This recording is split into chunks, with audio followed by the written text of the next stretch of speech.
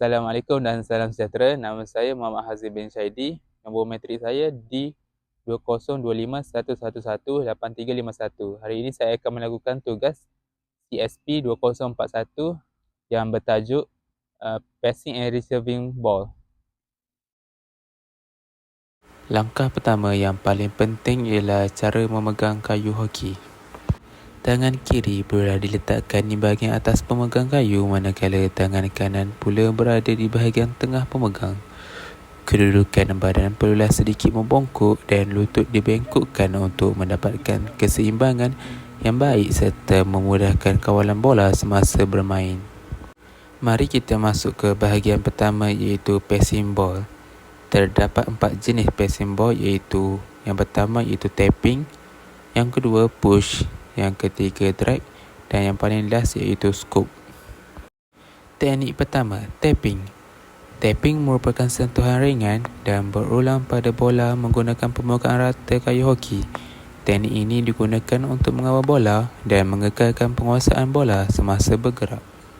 Teknik kedua, push. Teknik ini dilakukan dengan menolak bola tanpa ayunan yang besar. Push sering digunakan kerana dapat menghasilkan hantaran yang tepat dan mudah dikawal oleh rakan sepasukan.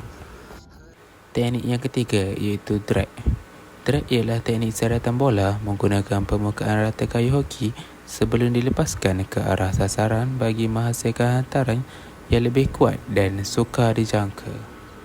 Teknik keempat ialah scoop. Scoop dilakukan dengan mencungkil bola sehingga terangkat ke udara. Teknik ini digunakan untuk menghantar bola melepasi halangan atau pemain lawan. Selain hantaran bola, pemain juga perlulah menguasai kemahiran menerima bola atau receiving ball. Terdapat 3 jenis receiving ball, iaitu jack, forehand dan backhand. Teknik pertama ialah jack.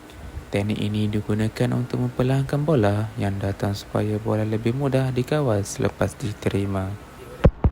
Teknik kedua pula ialah forehand. Forehand ialah teknik menerima bola menggunakan permukaan rata kayu hoki di bahagian kanan badan. Teknik ini paling kerap digunakan kerana lebih mudah dan memberikan kawalan bola yang baik selepas menerima hantaran. Yang terakhir ialah backhand. Backhand ialah teknik menerima bola menggunakan bahagian belakang kayu hoki di sebelah kiri badan. Teknik ini digunakan apabila bola datang di posisi yang sukar untuk forehand. Kesimpulannya, kemahiran memegang kayu hoki, menghantar bola dan menerima bola adalah asas penting dalam permainan hoki. Sekian, terima kasih.